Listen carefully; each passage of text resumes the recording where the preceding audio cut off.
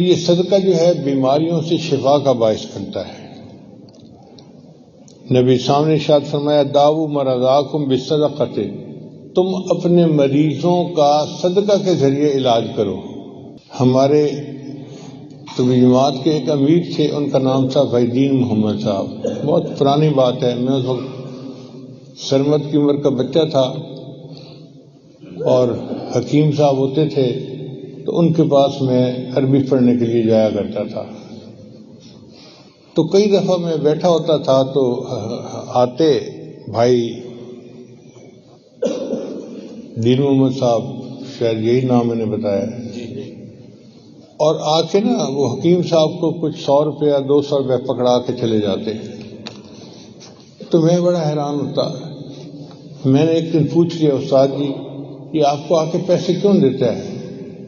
کہنے لگے کہ اس کو بخار ہے، یہ بیمار ہے تو یہ دوائی نہیں کھاتا، یہ آ کے پیسے مجھے دے دیتا ہے کہ حکیم صاحب آپ کے پاس کوئی غریب بندہ آئے گا تو ان پیسوں سے اس کو دوائی دے دینا، اس کے بدلے اللہ مجھے شفا دے دیں گے۔ یعنی یہ توکل ہم نے اپنی آنکھوں سے دیکھی ہے دنیا میں۔ تو جو بندہ اللہ کے راستے میں صدقہ دیتا ہے اللہ اس کو شفا عطا فرماتا ہے۔ عبداللہ بن مبارک رحمۃ اللہ علیہ نے ایک بندے کو دیکھا، اس کے گھٹنے سے خون بہتا تھا۔ انہوں نے پوچھا بھائی تیرے گھٹنے کو کیا ہوا؟ کہتا جی ایک زخم ہوا تھا اور 7 سال سے اس میں سے خون نکل رہا ہے، سمجھ نہیں آتی، طبیبوں کو بھی دکھایا ہے میں کیا کروں؟ کہنے لگے دیکھو جس جگہ پر لوگوں کو پانی نصیب نہیں کنواں کھدوا دو، کنویں کا پانی جاری ہوگا، اس کے بدلے تمہارا خون بہنا بند ہو جائے گا۔